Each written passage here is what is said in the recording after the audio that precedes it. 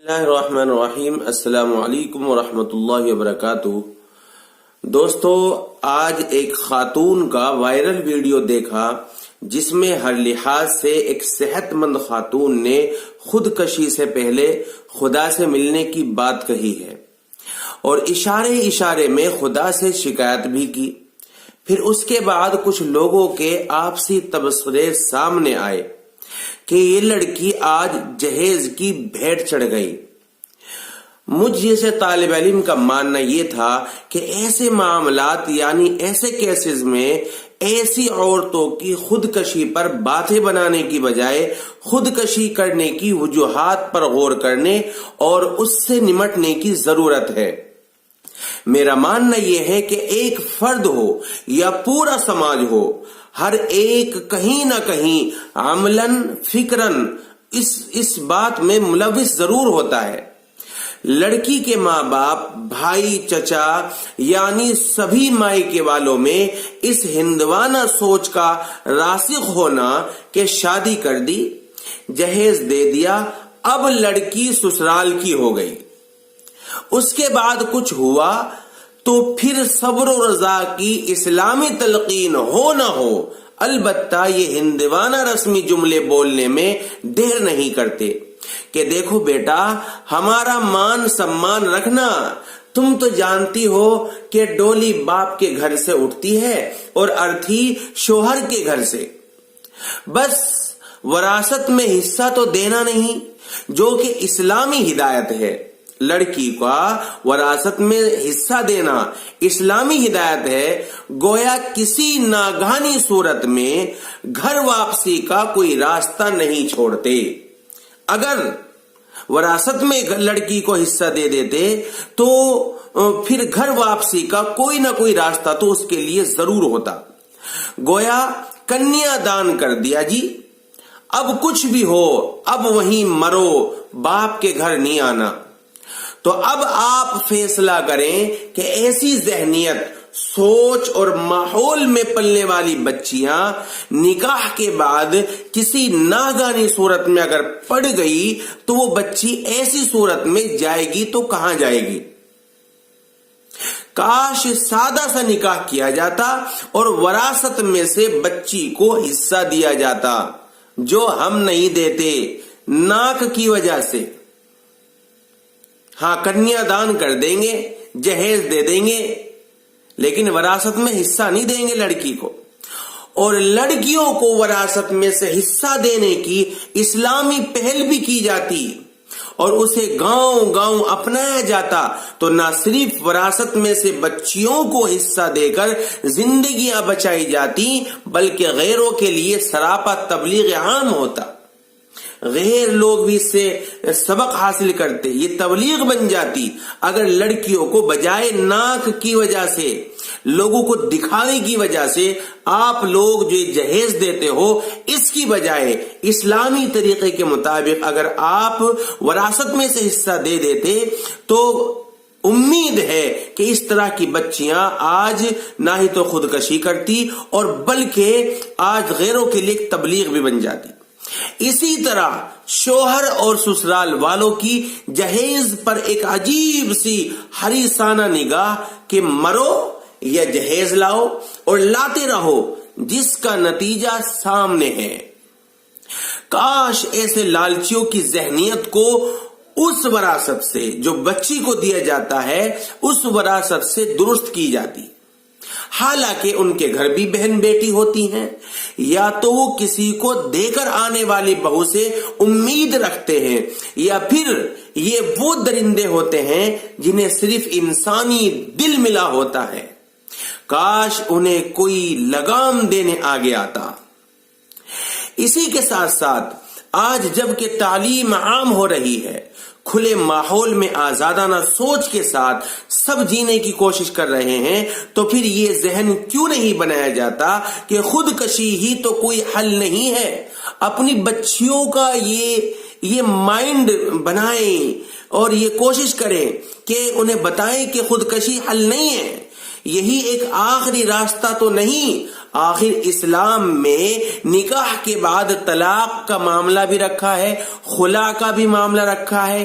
آپ کو صرف طلاق کا پتہ ہے، لیکن خلع کا نہیں پتا ہوگا آج تک کہ خلا ہے کیا چیز. نہ ہی تو ہم نے بتایا اور نہ ہی ہمارے مولوی ہم لوگوں کو بتاتے ہیں، کیونکہ طلاق پہ تو کوئی بات ہی نہیں کرنا چاہتا. صرف روزہ نماز، اسی پر 52 جمعے، ایک سال کے 52 جمعے ضائع ہو جاتے ہیں. نہ طلاق کے معاملے میں بتایا جا رہا ہے، نہ خلع کے معاملے میں بتایا جا رہا ہے. نہ یہ بتایا جاتا کہ اگر جو ہے طلاق نہیں دے رہا تو خلا کس لیے، خلا بھی ہے وہ کس لیے رکھے گئے ہیں، یہ کچھ نہیں بتایا جاتا. مگر برا ہو ڈرامہ سیریل اور ان ذہنیت کا جن میں پیش کردہ واہیات اور خرافات بھی ایک فیشن یا خودکشی اور قتل کی وجہ بنتا جا رہا ہے. یہ ہمارے جو سیریل روزانہ دیکھے جاتے ہیں، بھلا بتائیے یہ بات کون نہیں جانتا کہ فلموں اور ڈراموں اور سیریلز، یہ جو سیریلز جو کچھ پردے پر ہوتا ہے وہ ناٹک ہے. مگر اسی ناٹک کو نئی نسلیں جب دیکھتی ہیں اور مسلسل دیکھتی جاتی ہے تو اسے سچ مان لیتی ہیں. میاں بیوی میں کچھ بات ہو ہی جاتی ہے، اور اگر کچھ بات ہوئی اور بیچ بچاؤ کی جگہ دوری بنی تو ٹھیک اسی ناٹک کو اپنی زندگی میں اپلائی کرنا اپنا فرض منصبی سمجھا جاتا ہے. یہ آئے دن کا رواج بنتا جا رہا ہے. چنانچہ خودکشی سے پہلے خوشی خوشی ویڈیو بنا کر عام کرنا اسی ذہنیت کی پیداوار ہے. یعنی جو ڈراموں میں دکھایا جاتا ہے کہ ذرا سی بات ہوئی فوراً خودکشی کرنے چلے گئے، فوراً تیل چھڑکا آگ لگا لی، یہ ڈراموں میں تو دکھایا جاتا ہے اور بس اسی کو سمجھا جا رہا ہے کہ بس یہی زندگی ہے. کاش ایسی صورت میں قرآنی تحکیم کا فارمولہ اپنانے کا طریقہ عام ہوتا. دونوں فریق کی طرف سے عقل مند افراد سر جوڑ کر بیٹھتے اور حل نکال کر آسانیاں پیدا کرتے. اسی کے ساتھ ساتھ خودکشی کرنے والا بظاہر ٹھیک ٹھاک لگتا ہے، مگر آپ کو کیا معلوم کہ دماغی لحاظ سے کیا کچھ ہو چکا ہوتا ہے. اس کا درست فیصلہ ماہرین نفسیات ہی بہتر کر سکتے ہیں.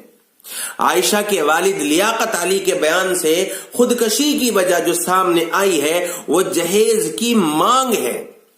عائشہ کی کہانی ان بہت ساری عورتوں کی کہانیوں ہی جیسی ہے جو جہیز کے لالچی شوہر اور ساس سسر کے ہاتھوں ستائی جاتی ہیں.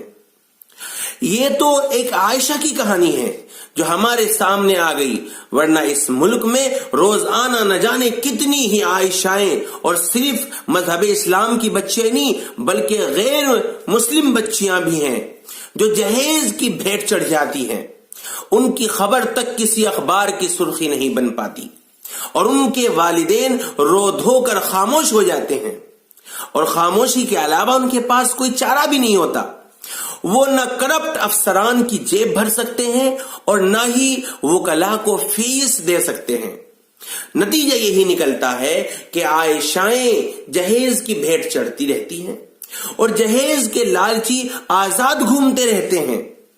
صرف یہی نہیں، اس کا ایک پہلو مزید ہے، لگی ہوئی شادیاں ٹوٹ جاتی ہیں یا لڑکیاں کنواری بیٹھی رہ جاتی ہیں.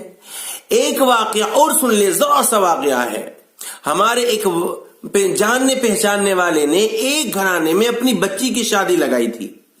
بڑی دھوم دھام کی، ہونے والے داماد اور اس کے گھر والوں پر خوب خرچ کیا، لیکن لگی لگائی شادی اس لیے ٹوٹ گئی کہ ہونے والے داماد کو 10 لاکھ کی کار چاہیے تھی.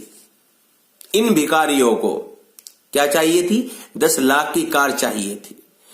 یہ انٹرنیشنل بھکاری ہوتے ہیں اس طرح کے واقعات ہمارے سماج اور ہم مسلمانوں میں عام ہو گئے ہیں. کیا کوئی تنظیم، جماعت یا بورڈ ان واقعات پر غور کر رہا ہے؟ کیا ان کے پاس اعداد و شمار ہے کہ کتنی بچیوں نے خودکشی کی ہے جہیز کی وجہ سے؟ کتنی ہیں جو کنواری بیٹھی ہوئی ہیں کیونکہ ان کے والدین جہیز نہیں دے سکتے؟ مجھے نہیں لگتا کہ ان سوالوں کے جواب کسی کے پاس ہوں گے، کسی تنظیم کے پاس ہوں گے. بلکہ مجھے پورا یقین ہے کہ ہماری تنظیمیں، جماعتیں اور بورڈ ان سوالوں پر غور تک نہیں کرتے ہوں گے، لہذا وہ حل کی کیوں فکر کریں؟ مسلم پرسنل لا بورڈ خواتین کو 3 طلاق کی حمایت میں سڑکوں پر تو اتار سکتا ہے، لیکن جہیز کے لالچیوں کو سزا دلوانے کے لیے اس کے پاس کوئی لائحہ عمل نہیں ہے۔ اصلاح معاشرہ کے نام پر ہماری جماعتیں لاکھوں روپیہ خرچ کرتی ہیں، پروگرام کرواتی ہیں، مگر یہ پروگرام سر کے اوپر سے جاتے ہیں۔ کیوں؟ اس لیے کہ جو مولوی صاحب آتے ہیں وہ آ کر تقریر کر کے کھا پی کر اور پیسے لے کر چلے جاتے ہیں، عملی طور پر کوئی کام نہیں ہوتا۔ جمعیت علماء ہند کے دونوں گروپوں، مسلم پرسنل لا بورڈ، امارت شرعیہ اور دیگر مسلم جماعتوں کو اب تو جاگ جانا چاہیے۔ نہ جاگے تو آج ایک عائشہ نے خودکشی کی، کل کوئی اور خودکشی کرے گی۔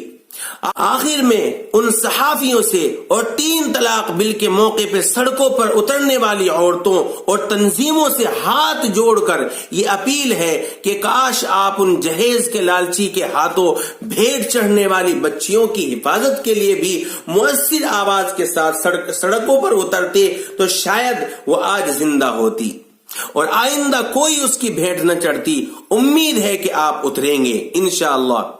تو دوستو، یہ ویڈیو آپ کے ہیں، اس ویڈیو کو دیکھ کر کے آپ میرے چینل کو سبسکرائب کریں نہ کریں، لیکن اس ویڈیو کو شیئر ضرور کر دیں۔